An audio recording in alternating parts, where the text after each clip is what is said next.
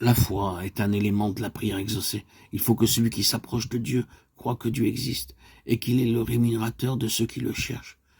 Jésus dit à ses disciples, « Tout ce que vous demanderez en priant, croyez que vous l'avez reçu, et vous le verrez s'accomplir. » Hébreux 11, 6, Marc 11, 24. Le prenez-vous au mot? L'assurance est large et sans restriction, et celui qui a fait la promesse est fidèle. Lorsque nous ne recevons pas immédiatement les choses demandées, croyons néanmoins que le Seigneur nous a entendus et qu'il nous exaucera.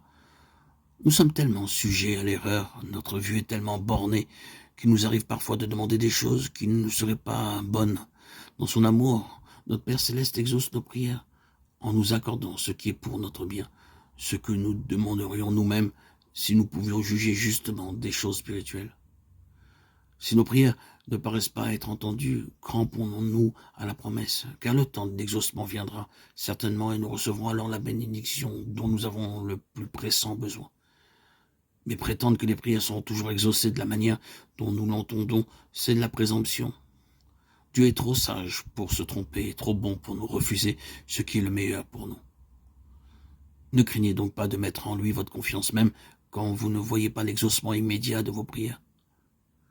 Reposez-vous sur cette promesse qui est ferme. Demandez, vous recevrez. Jean 16, 24.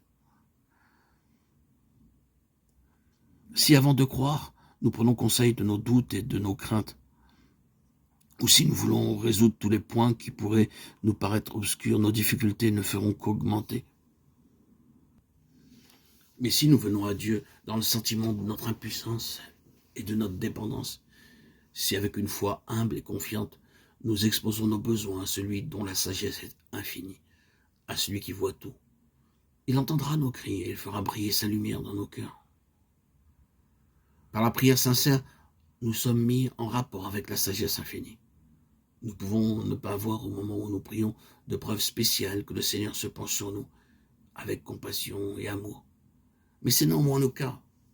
Nous pouvons ne pas sentir son attouchement, mais sa main est sur nous et cette main nous assure de son amour et de ses tendres compassions. Quand on s'approche du Seigneur pour lui demander grâce et assistance, il faut le faire dans des sentiments d'amour et le cœur disposé au pardon. Comment pouvons-nous dire « Pardonne-nous nos offenses » comme nous aussi nous pardonnons à ceux qui nous ont offensés, Matthieu 6, 12, si nous conservons des ressentiments dans notre cœur. Si nous voulons que nos prières soient exaucées, nous devons pardonner aux autres de la même manière et aussi pleinement que nous nous attendons à être pardonnés. La persévérance dans la prière est une autre condition de l'exaucement. Il faut prier sans cesse pour croître dans la foi. Persévérer dans la prière est-il écrit. Persévérer dans la prière, veillez-y avec action de grâce. Romains 12, 12, Colossiens 4, 2.